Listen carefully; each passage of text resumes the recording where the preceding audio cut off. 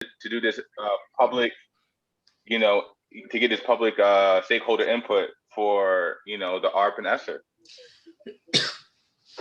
I think, as we stated before, we are going to be recording the breakout room. So I always like to make sure that I'm letting people know, not so that it lessens what we say, but it's really because of the quick turnover, right?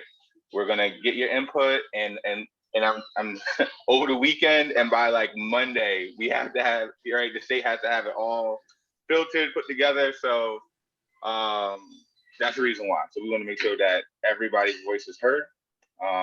Everything that's written in the chat that we can add to the space, because your input is valued.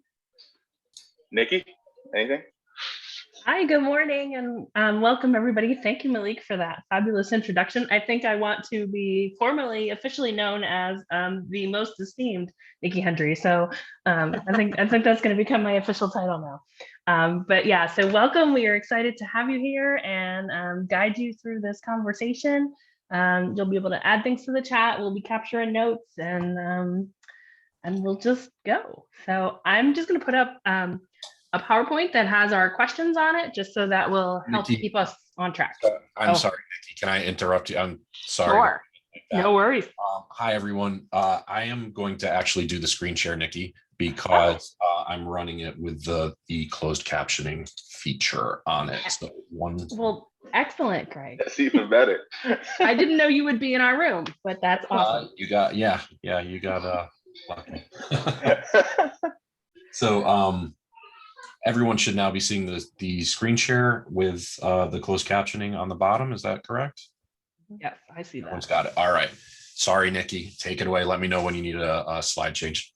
That's all good. Okay, so today we're really looking at the 5 areas that are listed on this slide. We have describing the state's current status and needs, safely reopening schools and sustaining safe operations, maximizing state level funds to support students, supporting LEAs in planning for and meeting students' needs, and then supporting the educator workforce. So, we'll try to even out our time so that we can spend an approximate amount of time for each question and get through them all through the morning.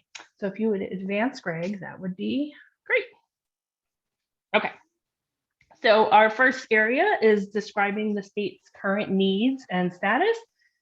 So far, the CSDE has prioritized providing that support and guidance and resources to districts, addressing digital divide and getting access to digital resources for students, committed to addressing the social emotional needs, and launched the Accelerate Connecticut Task Force.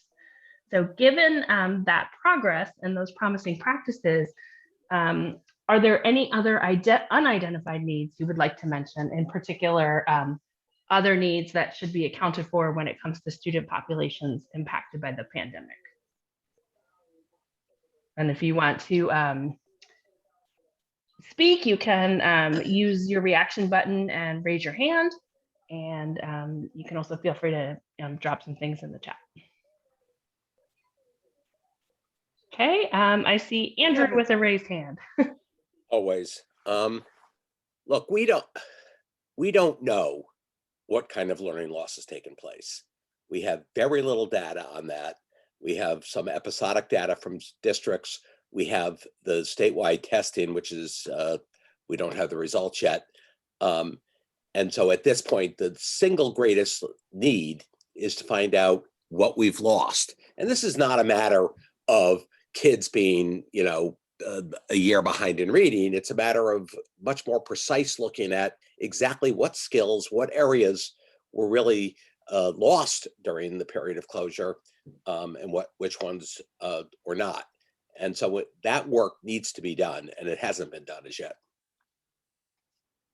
Thank you. Yeah, so that kind of a more formal assessment of where kids are at the moment to determine how much loss there's been.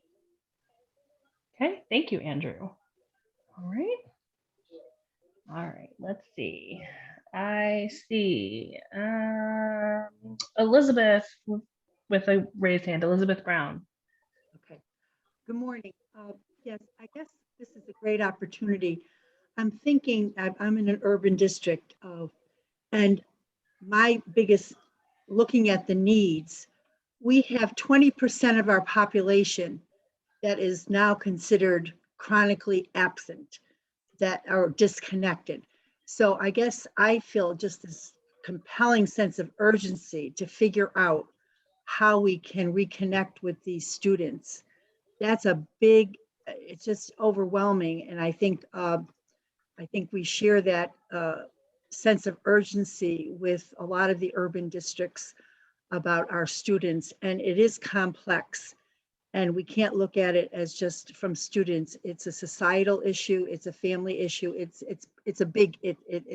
very complex. So I think we have to put some resources into really figuring out the why and how we can, really engage students again.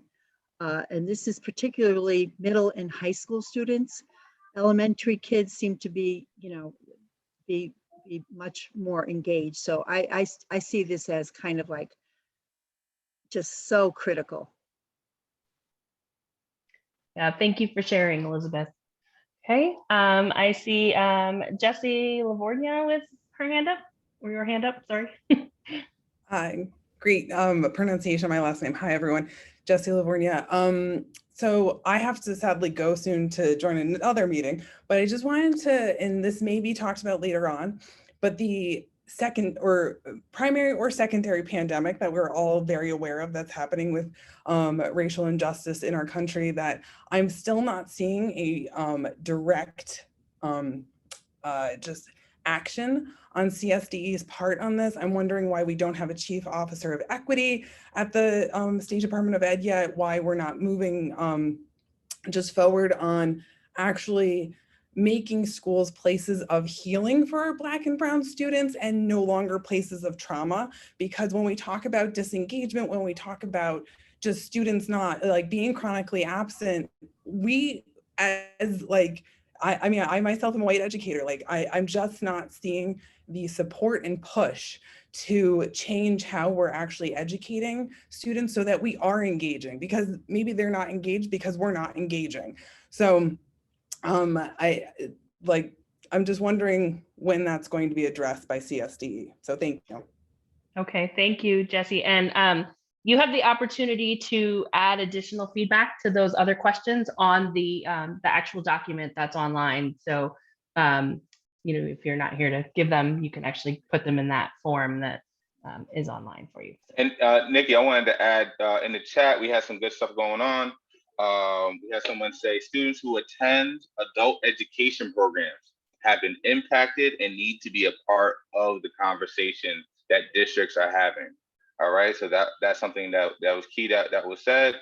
And something else that we have also for our chronically absent students, we need to make sure schools a place that they want to be. We need to move away from the coercive measures such as truancy. So thank you for adding that information into the chat. This stuff I'm adding, as you'll see, I'm in the background, I'll be adding it into a Google Doc right now. So everything's being heard. Excellent. Thank you, Malik, for sharing that. And I just added one of those comments to our notes as well. So let's see, I see Sarah with a hand raised. And then Nancy, and then Deborah.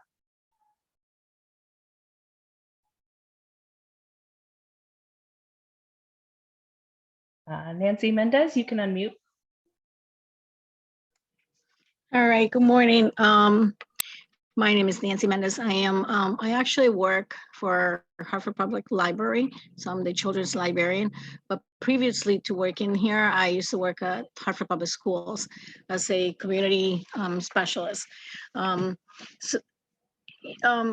see a lot of initiatives, right, that the districts kind of put out for, let's do initiatives on culturally responsive measures.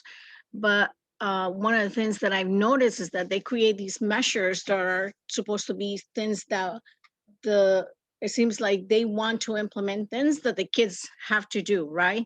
Instead of what are the adults in the mix doing to make it a more welcoming.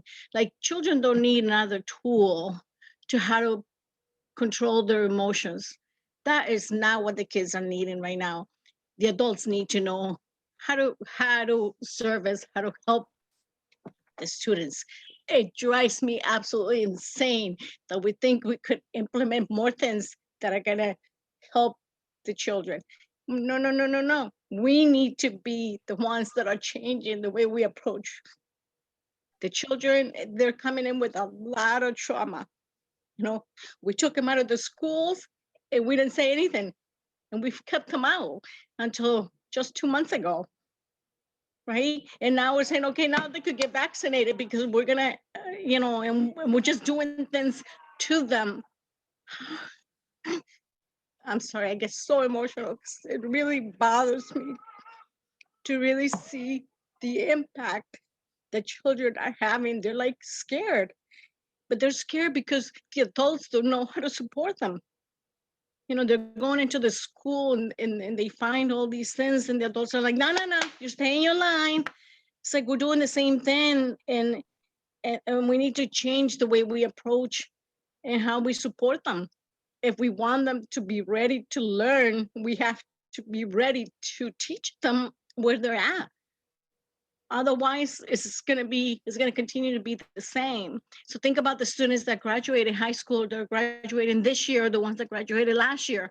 Has anybody really taken a look of how they're doing right now? Right? Are those high schoolers that graduated last year, are they continuing? Are they enrolling again in school in the fall? Right?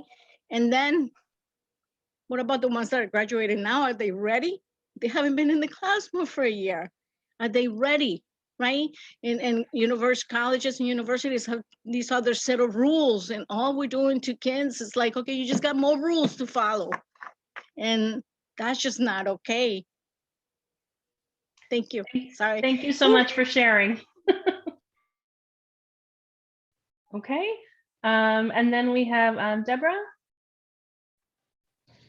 Good morning. I'm from Valley Regional Adult Ed. I'm the director. And I just want people to remember, and I want the state to hear that although the districts are getting all this money, we are now taking in 17 and 18-year-olds who couldn't succeed with the online learning this year and have chosen to come to adult ed. So we are anticipating our population is going to be more needy in the fall, but our budgets have already been written and pretty much have stayed the same.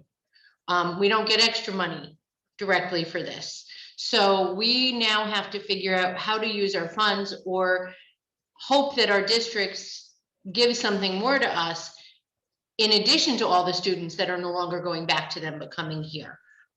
So it's just something I want the state to hear is adult ed does service 17 and up, and we are going to be dealing with some huge need in the fall. Thank you, Deborah. Thanks. Okay, Sarah. Thank you so much for hosting this. So speaking from with regard to things that we've talked about in the Connecticut PTA, I would like to echo what Jesse said about the secondary pandemic of institutional racism and the problems that our students are having throughout the state. And also we have, to echo what Deborah said and the person in the chat who mentioned adult ed, this is an additional consideration that the Connecticut PTA is concerned about, that we've talked about amongst our team.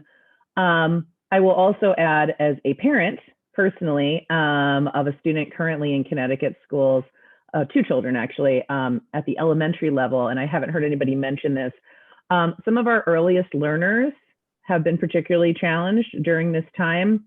Specifically, our preschool and kindergarten students have lost a huge amount of not just academic foundational work, but social and emotional learning elements. And although I do see a lot of things in place for, okay, we're going to catch kids up, what I'm not really seeing is a real way to give those earliest learners who do not understand school behavior and who are lost a huge amount of the socialization that they needed in those early years, as well as a true lack of foundational information about like early reading and early math support. There is a huge loss. I have a kindergarten daughter, so I'm speaking from personal experience, as well as seeing what her peers are. When we had our parent-teacher review this year, you know, having an older child, I said, you know, my child is like half as far as my son was at the same level. And the teacher said, well, you know, she's doing better than most of the kids in our classroom. And that really gave me a sense in a district that is, you know, relatively well funded, that has great teachers and lots of resources. This learning loss is massive for these young students, and they need a lot of additional support specifically to these young years. Great, thank you for sharing. Okay, so once you've had a chance to speak, if you're all set, you can hit the icon on your reactions again to lower your hand. So if you keep your hand up, we might think you still have a question, but I'll just check in. Deborah, are you good? Do you still have a question or a comment? And if not, that's okay. Nancy, did you have another comment? Okay, so when you're finished, you can hit your reaction button again and lower your hand, and then that way we can see who still has questions. So any additional comments for this prompt?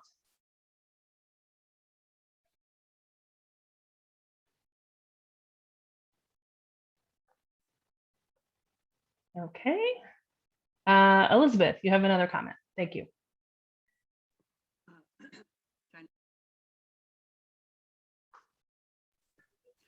You know, one of the areas that I think really need attention is well, I guess that's going to be another one, the teacher support. That'll be another conversation. So I'll wait till then. Thank you. I'll wait. Okay, great. Thank you. All right. Any additional comments on this one? I'm sorry, where do I find the hand?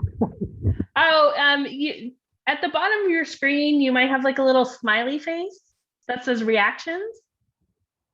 And if you click on that, you should have an option to raise your hand. And if you don't see that, you can actually click on the participant list and find your name and hit the more button. Oh, maybe not. I guess I thought it used to be there. It doesn't allow you to raise your hand. Okay, so if you have the little reaction button, that's fine. But go ahead, Tom. Thanks. So I have the reaction button, but I think that's the closest I come to a raised hand. Okay. So Tom Nicholas from CEA, and just a couple things. I think, you know, still the kids that don't have resources, you know, like connectivity for when they're doing research or homework or looking things up, that is still an issue for those kids. And I would love to see, you know, our schools staying open late for these kids for recreational purposes. Yep, tutors available as well. But I think especially now, so much is needed in terms of just recreation, and maybe SEL kind of things could happen after school as well. But into the evening so that the kids have a safe, fun place to go to is just so important. Thank you.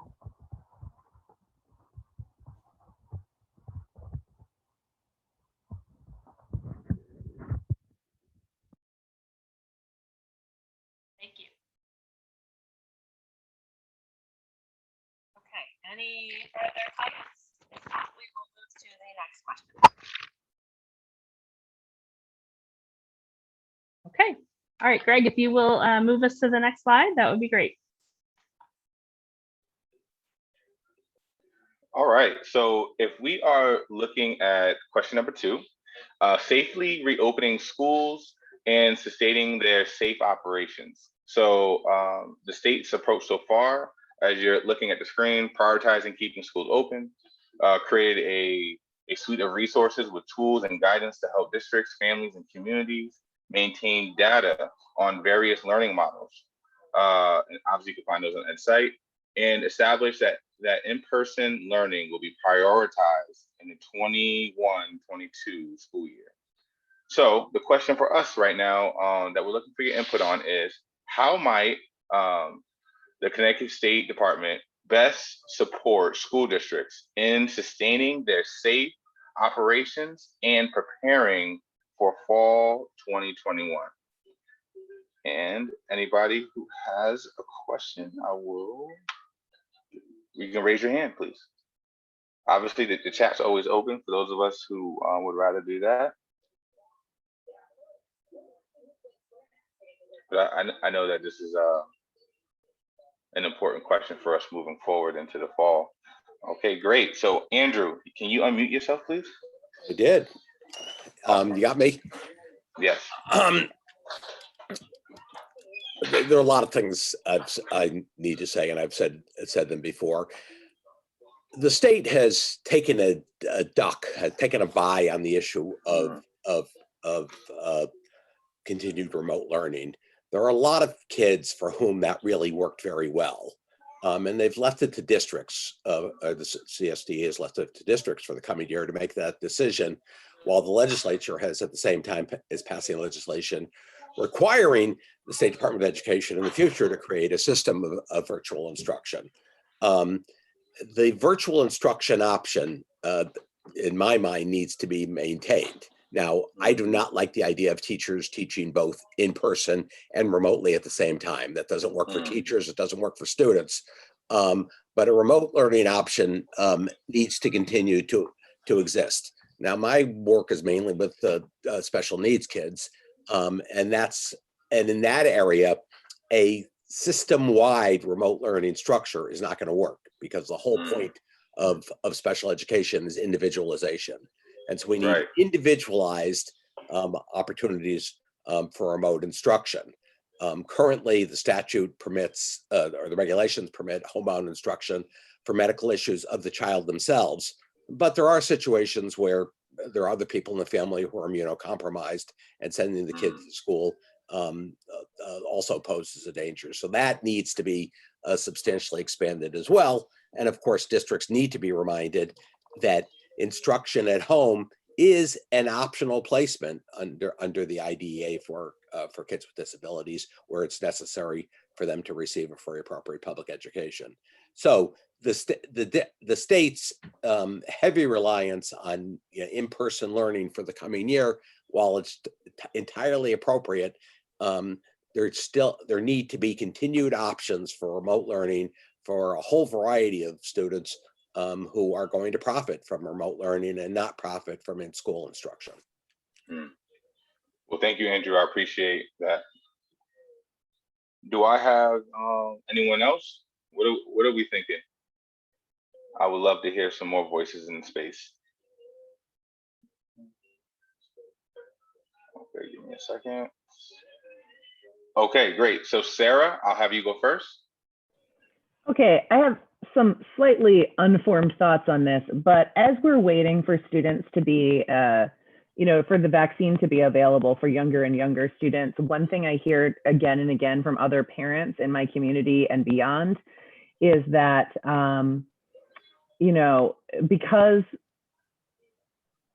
districts, if I'm understanding correctly, can't require, other students to receive vaccines until the vaccine is available for all the students and we are all ready to go back.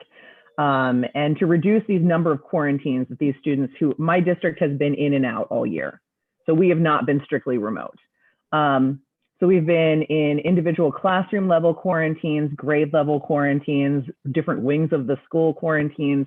Again and again, it's really disruptive to the students, but I just want to encourage the state to remember that these ongoing quarantines will still be happening until everybody can be vaccinated who wants to be vaccinated. And that will not be available for kids until September.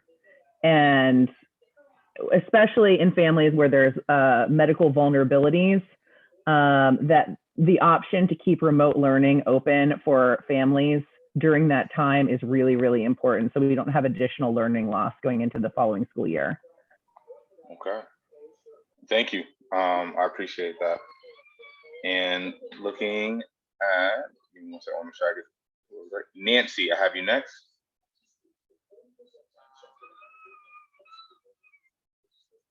Thank you. Okay, so I think it's important to maintain a platform for distance learning for those that medically need to be. But as the children return to school, we need to have a really robust set of supports. You know, children are coming in with anxiety. You know, they haven't seen their friends in over a year. They're seeing new students coming into the classroom. I mean, this social emotional piece of that is going to hinder a lot of the learning that is going to happen within the classroom, or that happens in the classroom when the children return. It's something that we need to really be mindful of, and that the state needs to have support for the districts to really be able to, you know, enhance the learning opportunity for all students. If one of the things that is very important,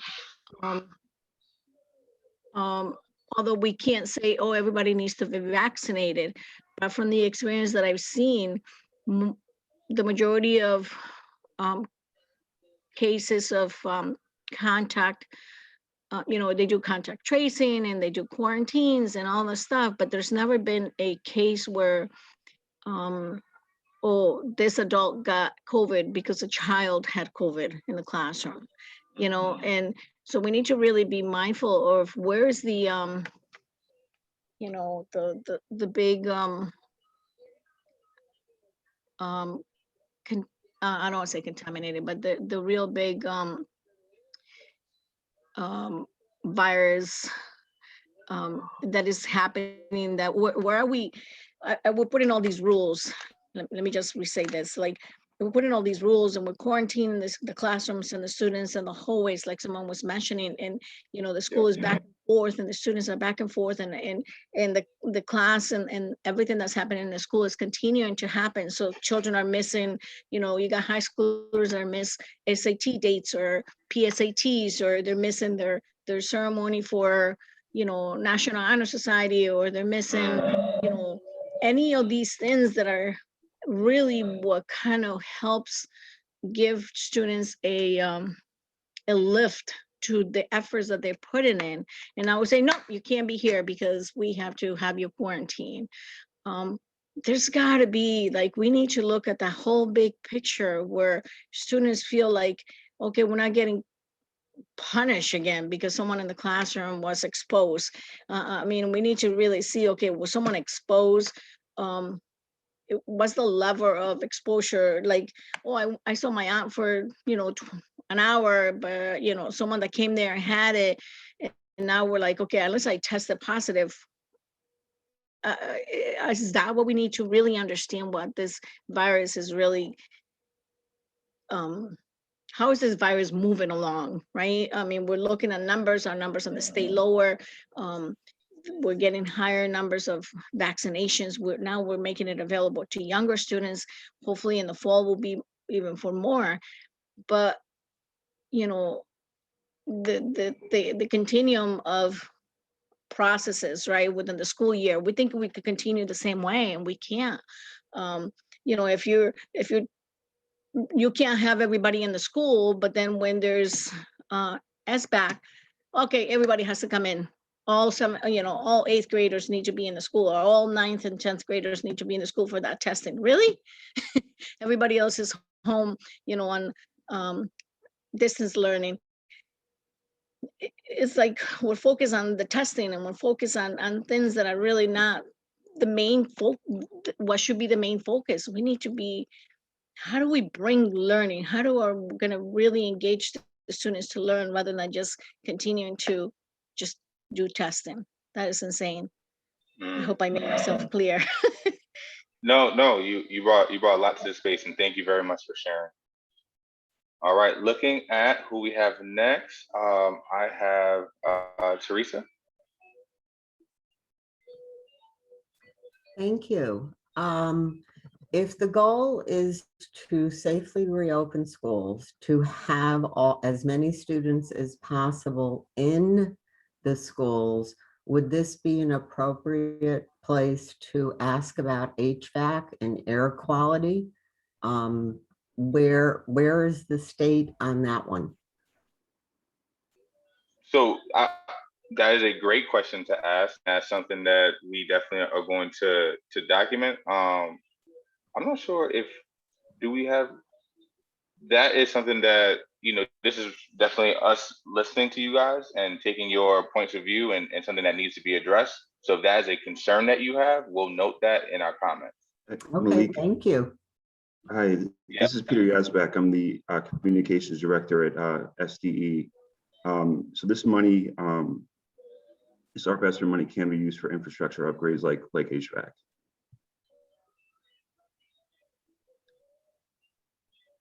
Awesome, thank you very much. Teresa, was that kind of what you were looking for? I actually had a hard time hearing that, and when we're in the breakout rooms, my captions are, I'm hearing impaired. So I'm having a hard time hearing what he said. So if you could just repeat that again, please. Sure, Teresa. So the ARP ESSER money can be used for infrastructure upgrades, including HVAC systems, upgrades to their HVAC systems in school buildings. Okay, thank you. Okay, great. And just so for my notes, it's Teresa, I think you were looking to see if that's something that can happen.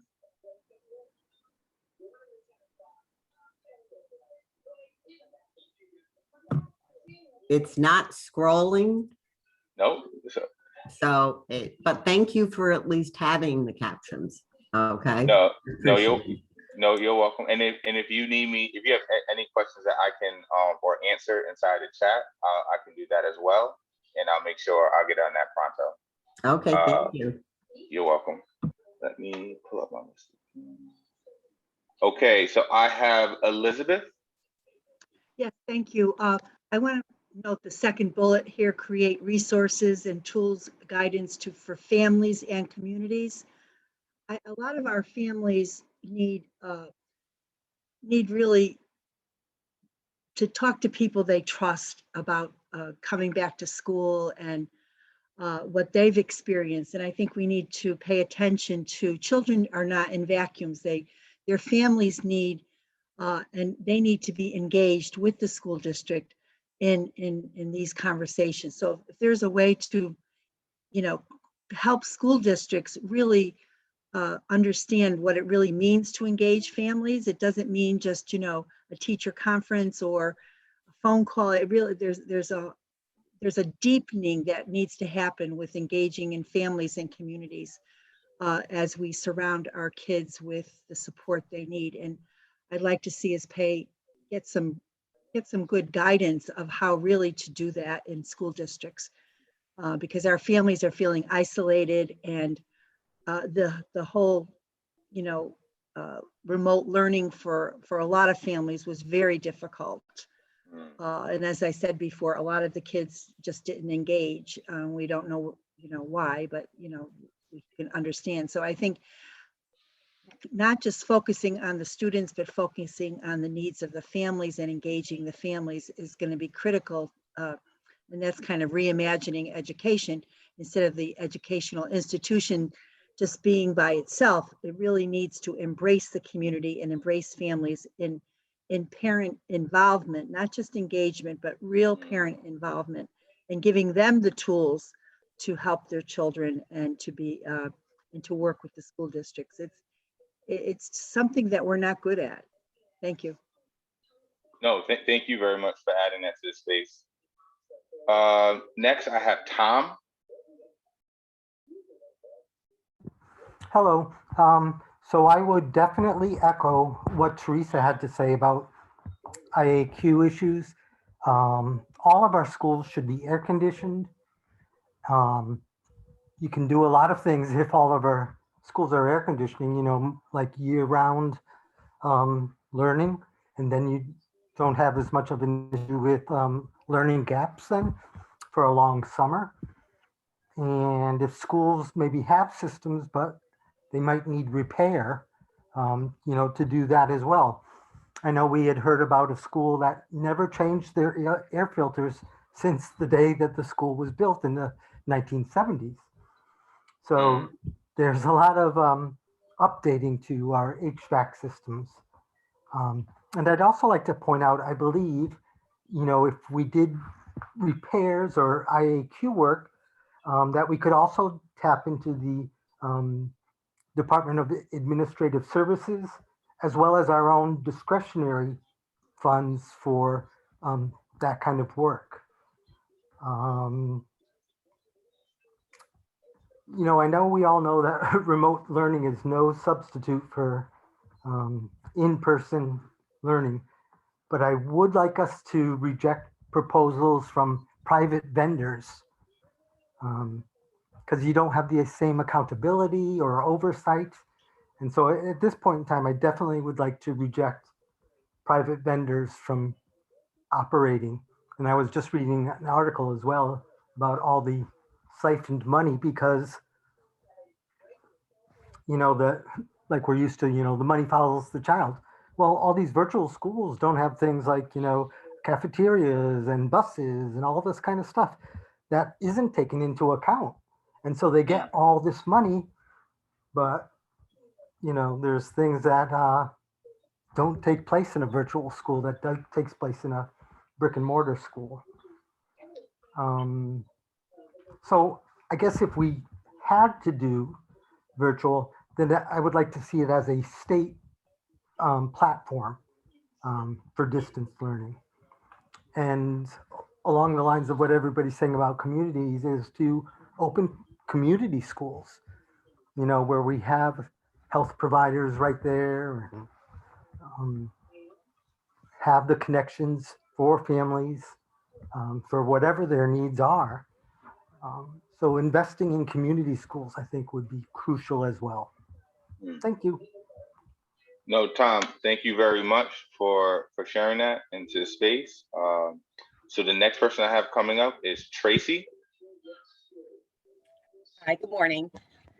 My name is Tracy Wooten, and I am from North Branford. It's a district of about 2,000 students, and we have remained open the entire school year. So what concerns me is that while ARP does cover HVAC and cleaning supplies and things like that, in order to maintain safe operations, it really takes more money than I would like to have to allocate of my funds. So I'm competing right now for making sure that I have enough funds for a social worker, an extra social worker, for room sanitizers, which are additional positions beyond the custodian's contract, as well as cleaning supplies and everything else. And I think that while we are one of the districts that remained open the entire year, the cost estimates of what it takes to have families, students, and staff feel safe may be underestimated, because it will take a large portion of the funds that we received and not allow us to do some of the other things that we really need to do to address learning acceleration and social emotional learning. Well, Tracy, thank you. Did you mean to cut off like that, or do you have more to say? No, I just wanted to say that. So I completely understand that the way we use our funds is really up to us. I guess it's just very alarming to me that I'm making choices that I'm making operational choices that are really impacting some of the other areas that I would like to allocate more resources to. And I wish there was some other way, or honestly, some other pocket of money that would let us handle things like cleaning supplies, like cleaning staff, that does not impede my ability to go and secure some of the other resources I know are going to address some of the difficulties children are having. Well, Tracy, thank you very much. I appreciate you sharing that into the space. The next person I have, Andrew, I have you again. Yeah, thank you. I wanted to respond sort of to what Elizabeth said and point out that, you know, unlike any other of these statutes, the American Rescue Plan requires local districts to have stakeholder involvement, real stakeholder involvement in the design of their plans as well. And so while the state's doing this today, everybody's got to be doing this in their own local district as well. And that's where the bulk of the money is, in the local districts, and that's where stakeholder participation is critically important. And at agreeing, you know, building off of what Tracy said, I am really concerned about this money being spent on bricks and mortars, on HVAC systems, on retrofitting buildings. We're not going to change education by doing that. We're going to spend a lot of money on you know, building monuments to local school boards of education, and we're not going to have the money to sustain differences. So it seems to me that the fundamental purpose of this money is to create a new education system. And how do we do that without creating the funding cliff on September 30th, 2024 that everybody's concerned about? And the answer to that is by up-training staff, by giving staff new capacities to deal with social emotional learning, to deal with literacy, to deal with providing quality virtual learning that's not reliant on what a few vendors might want to put out. And that seems to me where our focus ought to be. But I just raised my hand again to point out that the stakeholder involvement needs to be done on a district by district level going forward as districts develop their plans, not only is it a requirement for the state. Thank you. Nope, thank you, Andrew. I appreciate you adding to the space. And the next person I have is Tom again. Tom, go ahead. Thanks, Malik. Two things, one for Tracy especially. So grants are available to you as well. And that's why I mentioned the Department of Administrative Services, as well as, which I believe is federal, and then our state discretionary funds. You can apply for grants from them to use for things like HVAC or things like that, so that you're not using what you do get up. So I definitely would say investigate those grant opportunities. And Andrew, I got to disagree with you in terms of like what HVAC and air conditioning can do and how it can change education. Because studies have shown that kids that are in air-conditioned, good air quality buildings perform 12% better on standardized tests. And that's huge, 12%. So as well as, you know, the equity, you've got, you know, our inner city schools that don't have all these niceties. And the wealthy communities, they have their air conditioning, you can be assured. And so it continues the, you know, education gap as well when you're performing 12% better when you've got air conditioning, not alone just your, you know, all the learning that takes place in being comfortable. You know, we talk about kids continuing in school, and when your building isn't comfortable and isn't inviting, that's part of the issue. Thank you. I appreciate that, Tom. And I think we did I'm gonna look again. I think we're all set with hands right now, and that actually helps us out because in the spirit of time, I want to make sure that we're able to get to all 5 of the questions. So Greg, can we go to the next slide, please? All right, great. Nikki, do you want to take this one on? Okay, so our third question is about maximizing those state level funds so we can support students better. The approach so far has been allocating $11 million of the ARP ESSER money in the form of summer programming grants. Plans to provide statewide access to resources for those core subject areas, and considering how funding can expand comprehensive after-school programs and additional social, mental, and emotional health support. So given that information, what ideas do you have to address academic impact of loss of instructional time, provide summer learning and enrichment programs, provide comprehensive after-school programs? Think about what does the support look like and how it addresses vulnerable students, if it serves students who may have been the most disengaged this year.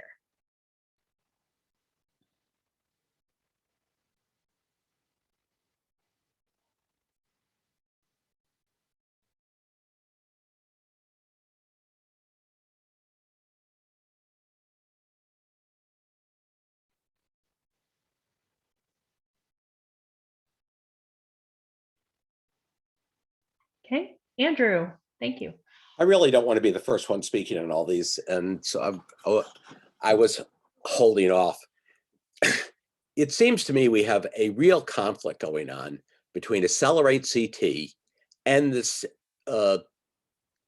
legislative guide for enrichment and social emotional learning. Accelerate CT seems to be all about strong academic performance, whereas these other activities are about the social and emotional support that kids need. And I think we've got a real conflict here that we need to sort out. And I come down on the side of let's make these kids feel comfortable. Let's make them feel at home. Let's give them activities that they enjoy. And the thing that I think is one of the greatest needs that we have in Connecticut is mentorship for kids in schools. Mentorship and hands-on activities. That's particularly true in the population I work with. That hands-on activities are a far better learning activity than doing math tables and doing phonics charts. And so it seems to me that we've got to deal with this conflict, and we can't look at Accelerate CT as maximum academic progress, because that's not what education's about. Thank you, Andrew. All right, I see Elizabeth, Shannon, and Sarah. Yes, Andrew, thank you for that comment. I totally agree.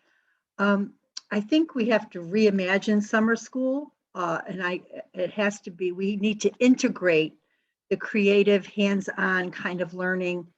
And this has to do with teacher instruction, how teachers are trained and how they approach accelerated learning instead of learning loss. I really think a lot of attention needs to be focused on the classroom and teacher professional development. I think a lot of teachers, I was at meetings recently with teachers with the state evaluation, looking at the draft guidelines for teacher evaluation and support. And I was kind of taken aback that the leading teacher unions were saying that the teachers don't know what SEL is. So I think I was like, okay. So I really think the state could really help our school districts with really unpacking what real SEL means. It's not just having more counselors in a school. It really is the whole school culture, as I think many of us are talking about in the lens of racial equity and so forth. So, this is hard stuff. It's not a magic wand. And I really think that the state could play a really great role of providing that guidance to districts so that summer school really is reimagined, and it's not just the same old kind of, focus on academics. I think we're trying and we're talking about it, but I don't know if people know what it really should look like. So that would be an area I think would be great for the state to focus on. Great, thank you for sharing. Hey, Shannon. Good morning. I'm Shannon Marimon. I'm with an organization called Ready CT, and we're a statewide nonprofit that works at the intersection of K-12 education and workforce development. And we do a lot of direct programming with students around career-connected learning. And just to pick up on what Andrew was saying, I think what we saw over the last year is we really adapted our programs pretty quickly to be virtual and hybrid and kind of meet students where they were. and they were all very much work-based learning oriented. And we had students within schools where the absenteeism rate neared even 70% on some days. I mean, it was really, really heartbreaking. Students in our programming were usually at about an 85% attendance rate. So we were just seeing a lot more engagement because the programs were project-based. They're, you know, real world based. They bring in connections with other members of the community, mentorship, especially with the business community, and showing students kind of what's possible and building that social capital that they need to sort of see like the potential that they have for themselves and that agency that they need to develop. And I think our schools have been so used to kind of being within the four walls and very protective within those four walls that we need to be pushing on that. If we really are truly thinking that we want to reimagine the system, we can't be quite so literal about the way we define a school day or the way we think about credit. We just have to really, I think, push the boundaries of that, and that will in turn kind of unravel some of the entrenched systems we've had that make school something that students, like, we lose that joy somewhere along the way, especially in the middle and high school levels. So would just love to really stress kind of that opportunity to bring in the community or get the students out into the community more to do that work-based and career-connected learning. Great, thank you for sharing. Okay, Sarah. I just want to reiterate everything everyone else was saying. So many great ideas. I think that something that we also would love to see is opportunities and support for differentiated learning. So many of these students, I mean, I think that the biggest result that we're really seeing from going to virtual school is it's very uneven. Some kids really thrive in it, and that's great. And they had great experiences, and they did not experience the same learning loss as others. But most kids experience some kind of loss somewhere. And I think that, you know, when we think about like moving back into the school system and going back into the next year, we're looking at the fall. People already have their summer plans mapped out, and parents are thinking ahead towards the fall. You know, where can we step in to offer both the educational support for the kids who felt further behind than their peers, some accelerated learning opportunities as well, and being able to provide the support for differentiation in the classroom in and after school programs, rather than I think a lot of districts are forced into because of funding limitations. And this is for all districts, not just city school districts or districts with fewer resources. Even districts that have great tax funding are seeing their school districts get cut through budget votes. You know, I think that we can definitely expect to see that there's a need across the board for differentiated learning and opportunities for support, giving educators training on how to do that. I think that's a very challenging task for a teacher. So being able to give some training and educational resources at the state level will be great to see. And just sort of growing that opportunity. I think that's something that can build our school system in general for the future, well beyond the pandemic, to give educators and districts these resources on how to find differentiated learning and to offer it in both after school programs, before care, all those things for all of our grade levels. Thanks. Thank you. Shannon, I see your hand up. Do you have another comment, or is it left up from before? Oh, sorry, just didn't turn it off. No worries. Thank you. Okay. Any additional comments on this one? If not, we will just move on to question number 4.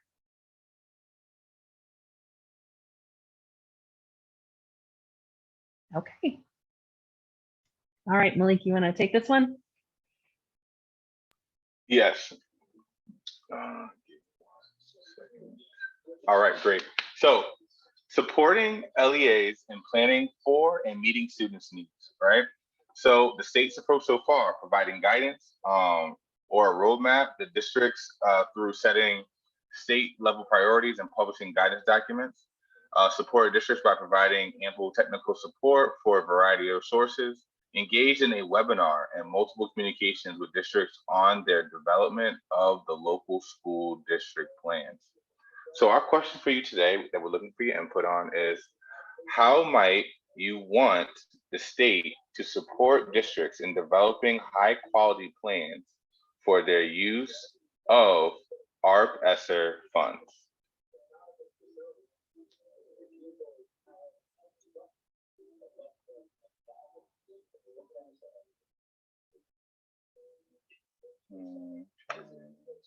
And looking at my first hand, Tracy, can you unmute yourself? Yes. So, and maybe I missed this, but I know during the beginning, in some of the initial publications and media about this, the state said they were going to release a template for the plan. And for some of us, I think getting started is the most difficult part. And really, while we all have ideas swirling around in our heads about how we're going to use this money, getting it all down on paper, and especially the plan. So when we did the reopening plans back in July, there was a form, kind of a template, which really wasn't the greatest help, but it would be nice to have what sections they're looking for, things like that, so that districts, one, there is supposed to be a uniform template coming out. And if we could get that sooner than later, when these plans are due June 23rd, that would be very helpful. And honestly, within those templates, if you had prompting questions, that would be helpful. Okay, great. Thank you, Tracy. And looking at who I have next, Elizabeth.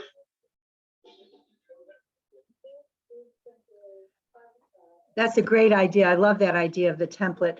I think that the state, you know, and I don't want to sound like I want the state to be a heavy, but I do think the state has to hold districts accountable for the majority of the dollars spent on students and not infrastructure and facilities.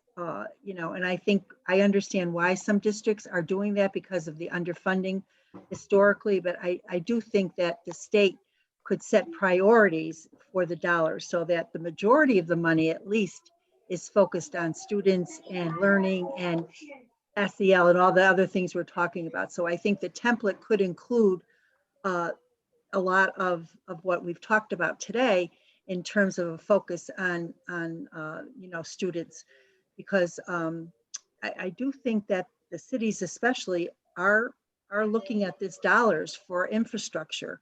Yeah. And for upgrades of HVAC, which I get, trust me, I get. But I do think the state needs to be a little bit more directive and say, well, you can't really use the majority of your money for facilities. You need, you know, I just think that the state could play that role, because the local districts, you know, they're doing the best they can within the resources they share. But every district is uneven in the resources available to them. So I'm in a district where we don't have a lot of resources, and so they're going to use a lot of the money for infrastructure. I would rather have it used for the things we've been talking about today. So if there's a role for the state to kind of encourage, or at least say, you know, okay, that's too much money for infrastructure, you need to reallocate some of it towards, you know, the student learning and so forth. I don't know. I just think giving it all to the local district sounds great. But I think sometimes we really need some more setting priorities from the state to help the districts. Well, Elizabeth, thank you very much. And yep, please add in. So to Elizabeth and Tracy's point, I hope everyone can see it. I put a link into the box. This is the this is our guidance we release with the ARP ESSER allocations. It includes our state level priorities, which, you know, which include social emotional learning, you know, addressing the social emotional needs of students and staff, learning acceleration, academic renewal and student enrichment, family and community connections, strategic use of technology, staff development to help with that, you know, the implementation of the strategic use of technology to address the digital divide, and then the building safe and healthy schools, which is more of that infrastructure piece. But a condition of this money too is that districts set aside 20% of the money they receive to address learning recovery. So I put the link in the chat box here. So this document also includes the prompts that I believe Tracy was asking for each That's section great. of the Thank plan. you. I didn't realize that. Thank you. That's Sure. great. I'd like thank you. 50%, but that's okay. All right, great. That was very helpful, and thank you very much. Moving on to our next person, I believe Andrew. Can you unmute yourself? Thank you. I guess 2 points here. The first point is that the state has issued really quite good guidance, but it's just guidance. There's no hammer behind it. The state doesn't enforce this in any way, and the state has a lot more authority than State Department of Education has a lot more authority than it's ever exercised in making sure that districts abide by the priorities, which are in fact the correct priorities. And so this, I think that the state needs to take a much more assertive role in enacting in what districts do. And if there is going to be some sort of general statewide initiative on education, it's got to come from the State Department of Education. And so far, the State Department of Education has not done that. Second, and this is really critically important, for kids with IEPs, they're entitled to have education to make up for what they lost due to the failure to have a free, appropriate public education provided during the last 15 months.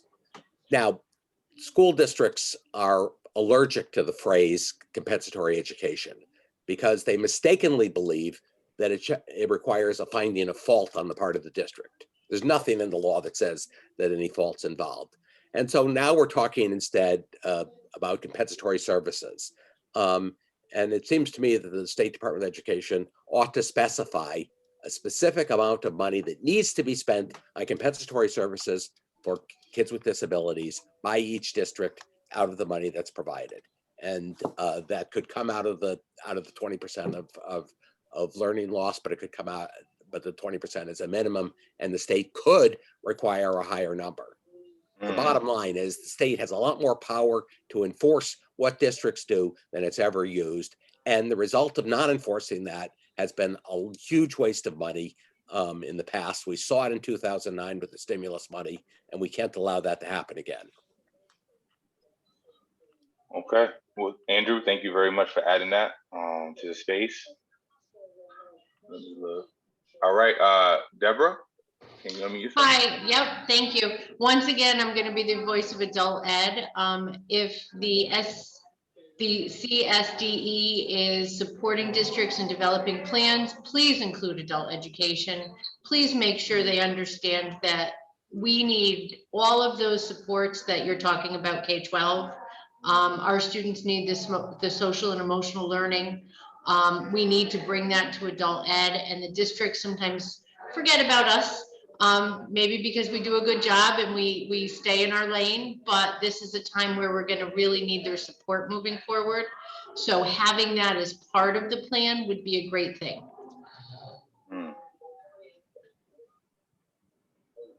Okay, thank you very much. Thank you for adding that perspective to the space. And I have my next person, Tom.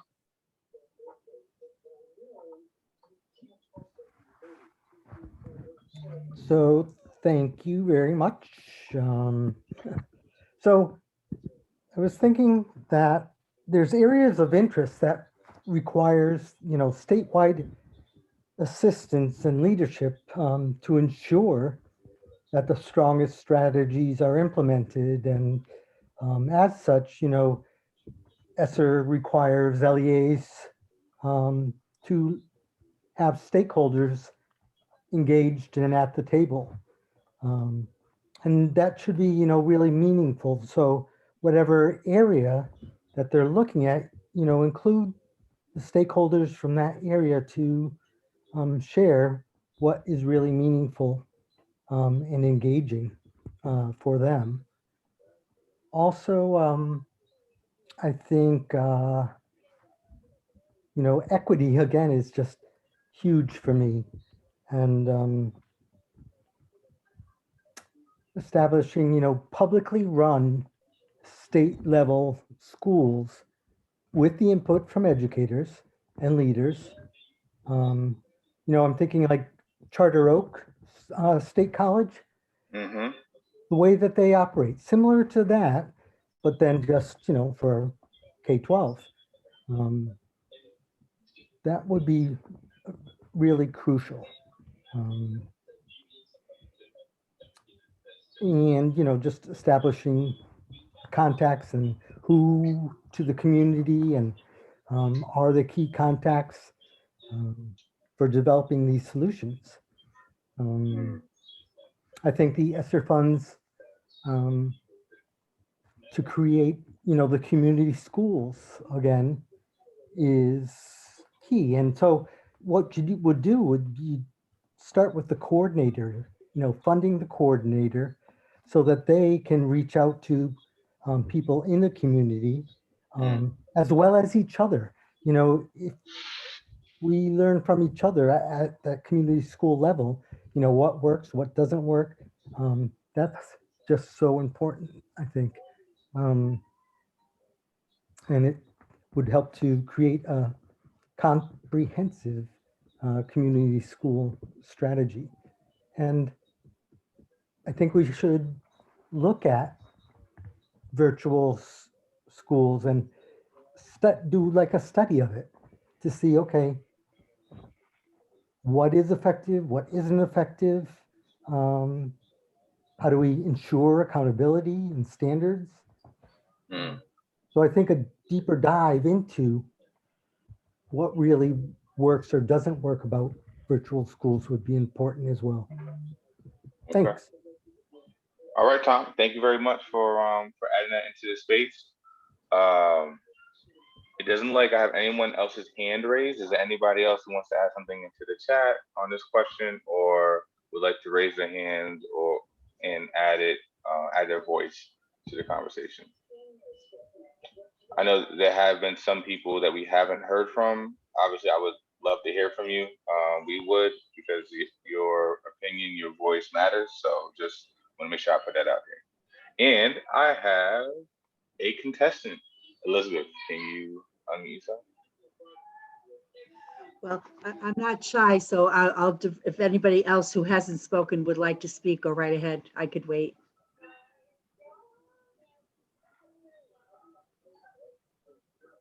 It looks like the floor is yours. Okay. Yeah, one thing that hasn't been mentioned, and I'm not sure what category, but the whole movement in Connecticut for diverse teaching staff. And maybe this is an opportunity to really increase the state efforts on hiring of people of color and really put some dollars into the pathways. I know there's been some success with the RESCs and local districts. I know we've engaged Relay and we have Grow Your Own and so forth. But I think this may be an opportunity to really, from a state perspective, I know that the legislature has set goals and we've moved in a good direction, but this may be a time to accelerate that whole movement and let, people realize and feel welcome that we really want them in our school districts and we need them. And I think if we might be able to invest some dollars in that, in the whole movement towards diverse staff in Connecticut. So I just want to put that out there. Thank you very much for adding that perspective. It was definitely needed. I have Andrew. Can you unmute yourself, please? Yeah, I just want to follow up on what Elizabeth was saying. And here's my off-the-wall proposal that I've been sort of peddling. Why don't we create a ROTC program? A program where we pay Black and brown high school students, we recruit them at a high school level, we pay their college to become teachers in exchange for a service commitment. We have a ton of money out there available. That's the way to increase the number of minority teachers in schools. It's a proven model that's worked very well for the military. This would be an excellent opportunity to take a large chunk of the ARP ESSER funds and create a program where we would, in exchange for a service commitment, we would provide the college education and the certification for kids to become teachers. Okay, thank you very much for adding that into the space. I want to make sure. All right, so unless anyone has something else that's said, and I appreciate everybody using their reaction buttons, let's continue to the fifth and final question. So Greg, thank you very much. Nikki, would you like to do this one? Yes. Okay, so question 5, supporting the educator workforce. And I think that some of the comments that just came up at the end of our last question can definitely be applied here as well. But so far, the CSDE has recognized the need for qualified and well-trained teachers, made allowances for daily long-term subs, and expansion of pathways for para-educators. I know some of the rests are doing some things to help paras get certification. Partnership with Regional Education Service Center Alliance developed the mentoring team program and invested in partnerships to inspire young generations from diverse populations to join the workforce. So I think, those last 2 examples that were just given kind of talk to that a little bit. So how might the CSDE best support the educator workforce, both in supporting current educators to address students' academic, social, and emotional and mental health needs, and also in recruiting a diverse pool of new educators to fill vacancies caused by the pandemic? And Malik, we could probably just copy the last 2 bullets into number 5. Oh, I did. Great. Yeah, it was good. Okay, I see Shannon. Yeah, hi. I do have to hop off in just a minute, but I wanted to quickly put in a request for a focus on, which I think is already well understood, the need to develop teacher capacity with respect to digital literacy and also specifically computer science as a content area, which the 2 things often get conflated. But as a content area, it is kind of the way of the future. And the more we can build the access and participation of our students starting in the lowest grade levels, the more we are ensuring students have that access and exposure, and think about that as something they want to do long term. Students make decisions about whether they're going to pursue the STEM fields at a very early age. So the more we can kind of infuse that into the teachers' experience and get them to have a passion and genuine love for it. And again, this is a place where bringing in outside experts and partners can really emphasize or enhance the learning opportunities for students. And then I would just say that in general, I think building the teacher capacity to get out into the world of work and beyond the school building to have that experience and exposure themselves so that they can bring that learning back with them into the classroom. Great, thank you so much for sharing. I see Robert.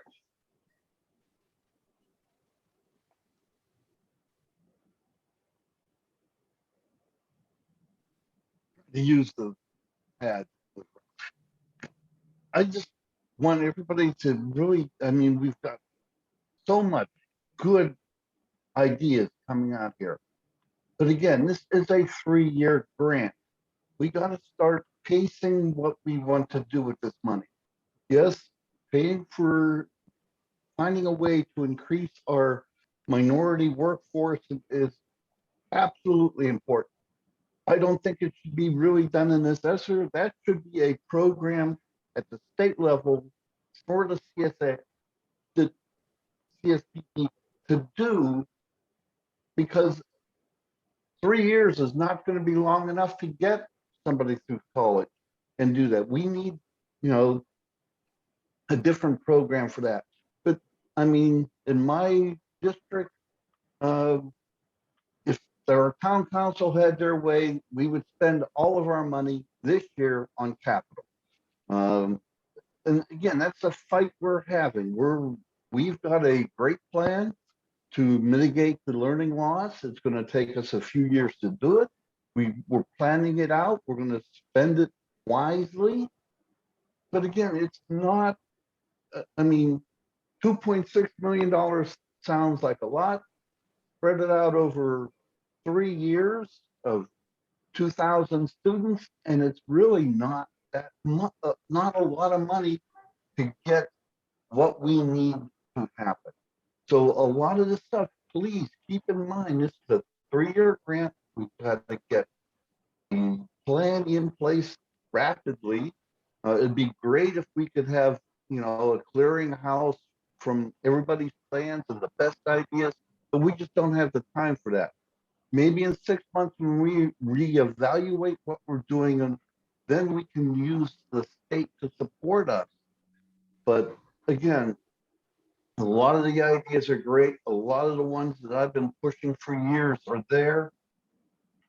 But this is, again, a finite amount of money for a specific time frame. Okay, thank you, Robert. Tom, you have your hand raised. Thank you. So I know we've been talking about trauma and dealing with SEL and all of that. And we really shouldn't forget the educators as well and the trauma that they've gone through. So I think if the state can, you know, communicate to the LEAs, push out, you know, what you're offering for your employees assistant program, because our educators need that same help and assistance with trauma that they may have experienced over the course of the past year and a half. I'd also love to see funding giving towards teachers doing more of like the collaboration model that Finland had, where you had, you know, mentors and real great observation and feedback and planning time for younger teachers. That would be wonderful to have. I absolutely agree about minority teacher recruitment and retention. And I'd really like to know, you know, I know 2 years ago there was at least 600 teachers of color. They were certified teachers of color in Connecticut, but they didn't have a job. And the State Department has this list of people, and they really should tap into that to help support them and figure out, okay, what do you need to get a job? Is it all unconscious bias? Why you're not getting hired, or are there other reasons for that? I guess that's it for now. Thank you. Thank you, Tom. Any other comments or anyone who wishes to add something?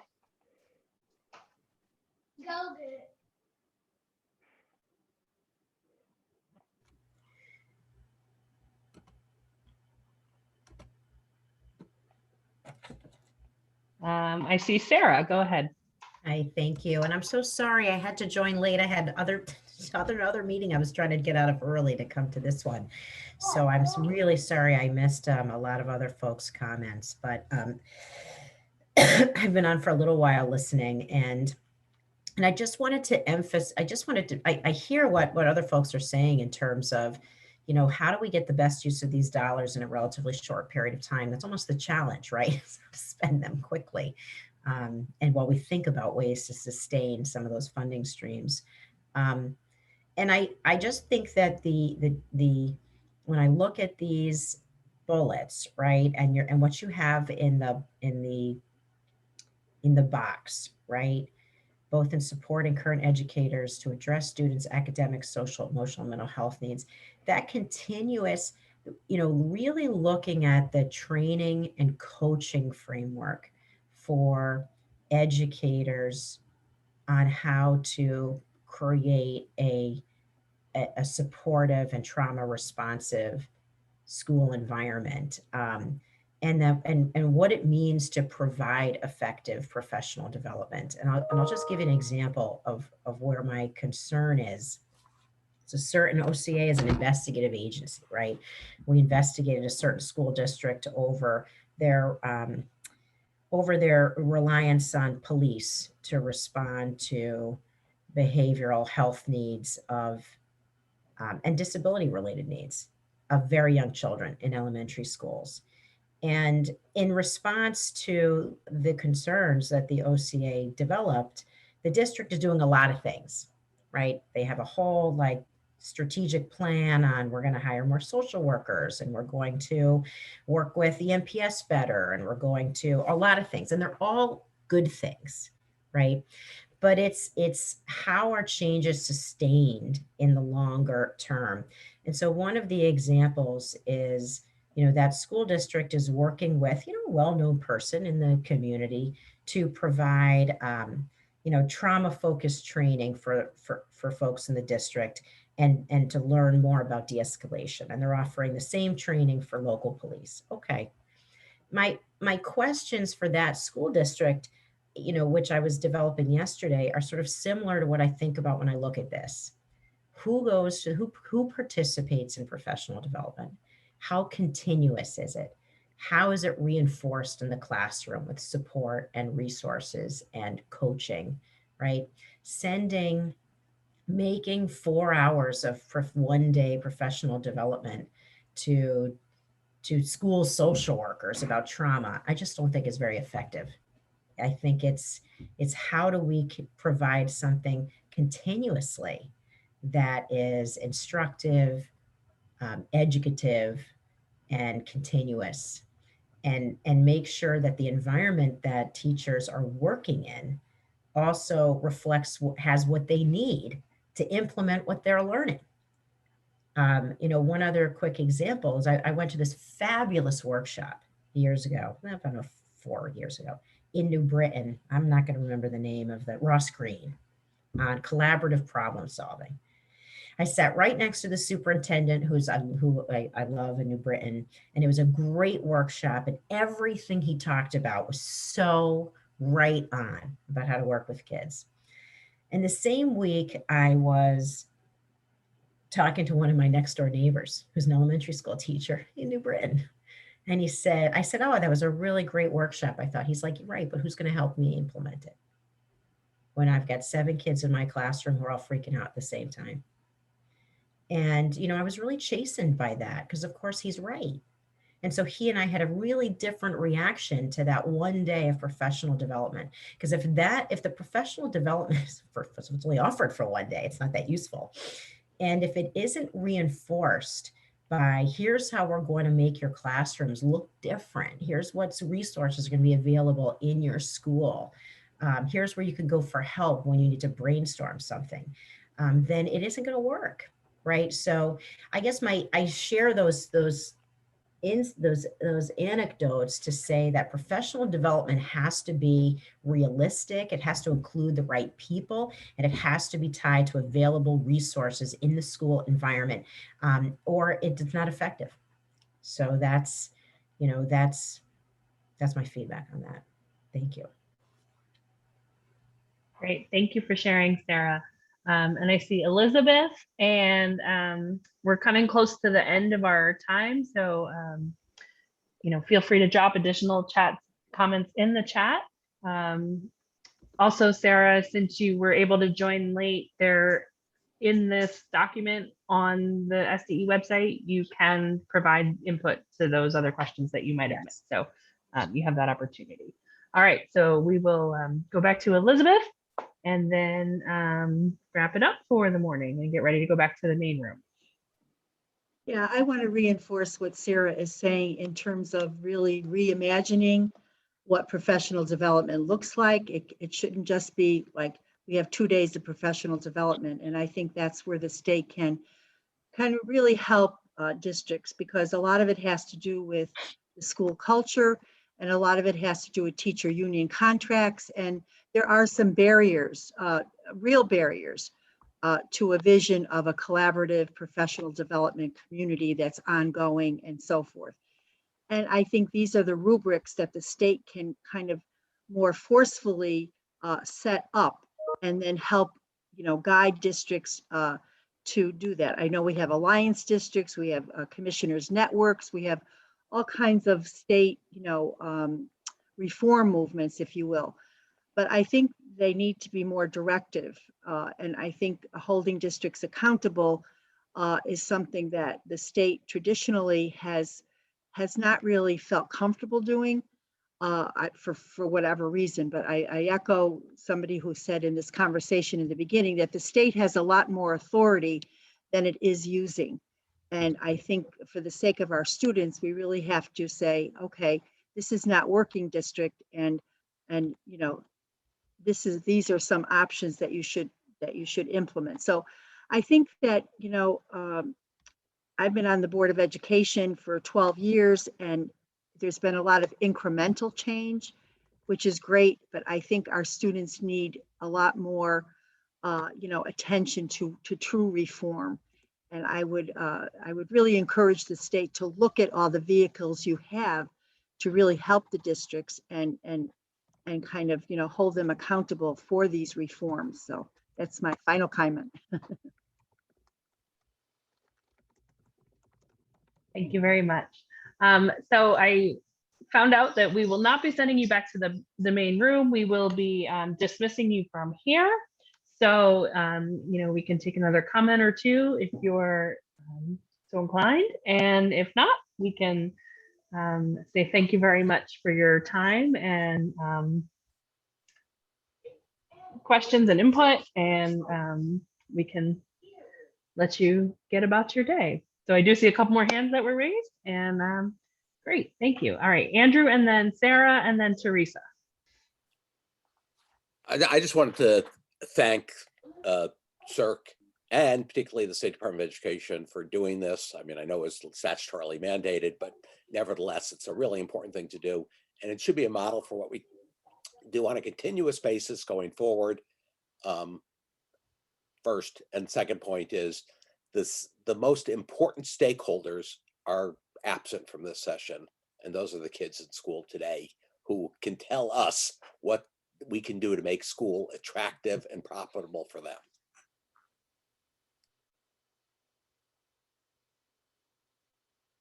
Thank you, Andrew.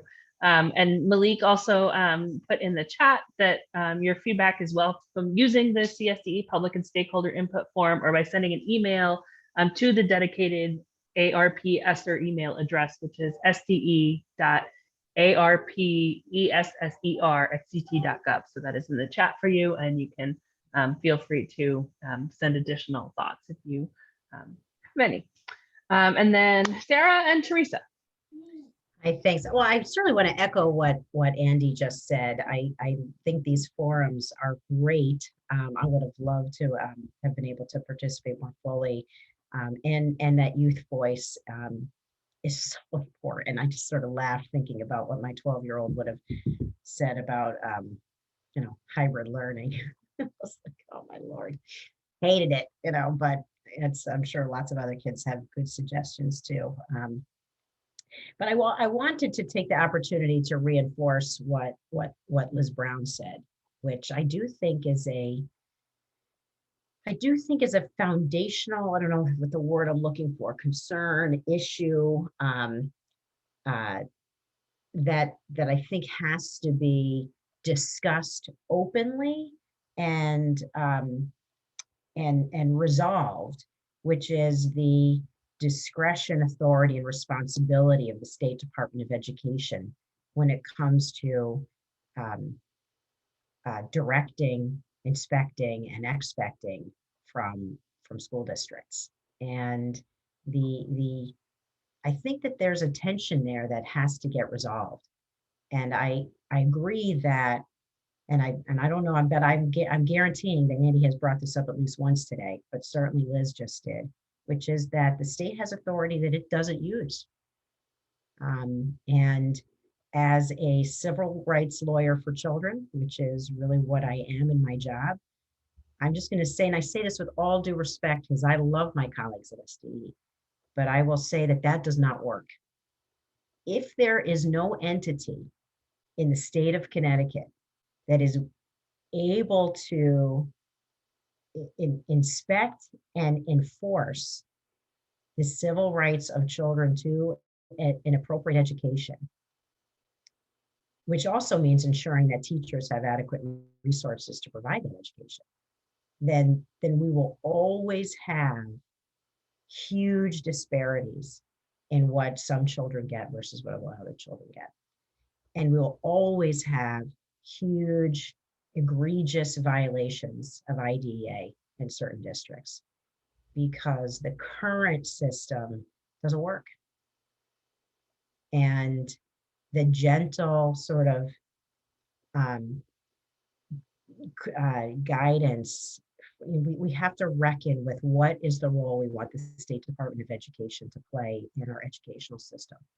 And again, I say that without disparagement. It's because I recognize that the SDE plays the role that people want it to play. And Connecticut is a very strange place with our, with our very hyper local control system. But I think it creates, I worry that it creates a situation where inequities cannot be resolved. So I just wanted to underscore that, and I appreciate the opportunity to offer that comment. Great, thank you very much. And we'll go to Teresa. Thank you. I am not sure if I have a complete thought in my head. There's a whole bunch running around. I know that the state does mandate that, we have professional development committees and that each district have one. Is there anything that, I'm the president of an 860 teacher union, and all of our members this year were, gee, I wish we had more say over what our PD is, what we need. Differentiated learning. I'm a gifted and talented teacher. I've had all that training. It's my master's degree, but it's not for, a lot of the teachers in our district.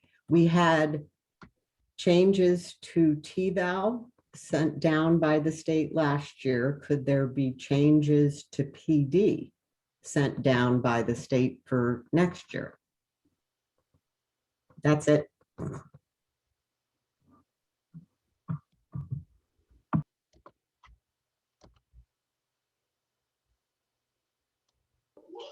Great, thank you so much for sharing. If there are no other comments, we will dismiss you and say thank you very much for your participation. We really appreciate all of your input and feedback. So we will be sharing this with our State Department colleagues. Yeah, so thank you very much, and I appreciate your time. Have a great day and a great weekend, everyone. Very informative. Thank you. Thank you.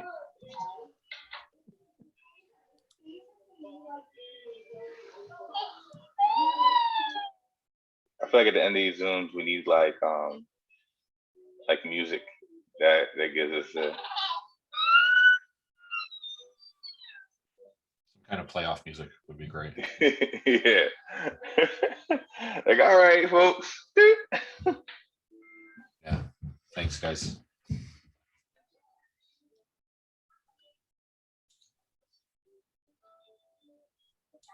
So, Nikki, like always, you're a rock star. You too. Thank you very much. All right, so we are asked to, I'm gonna save the chat, right? Yeah, I saved it as well. I'm gonna stop recording now.